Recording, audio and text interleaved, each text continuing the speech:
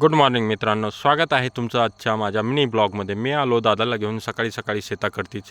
पाखरं राखण्यासाठी आम्हा दोघांची ड्युटी लागलेली होती आज.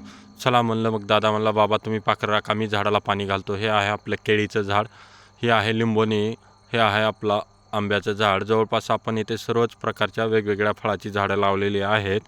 तोपर्यंत आमच्या दादाच्या शाळेचा टाईम झाला होता. घरी आलेलं फ्रेश करून उरकून दादाला म्हणलं चल तुला शाळेमध्ये सोडतो. दादाला शाळेत सोडला आणि मी आलो डायरेक्ट थेट धाराशिवला.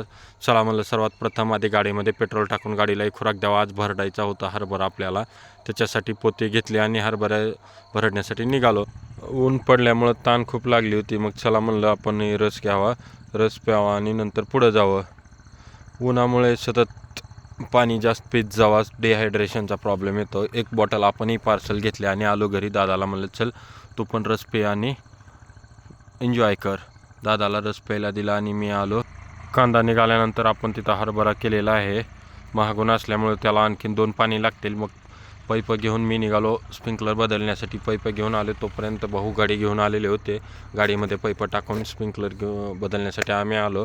पहिली लाईन टाकलेली होती, भिजलेली होती. मग ते काढून नोजल लावून बदलून घेतली व एक एक एक एक करत पूर्ण स्प्रिंकलर लावून सर्व कड्या व्यवस्थित बघून हे करून काम कंप्लीट करून मी निघालो.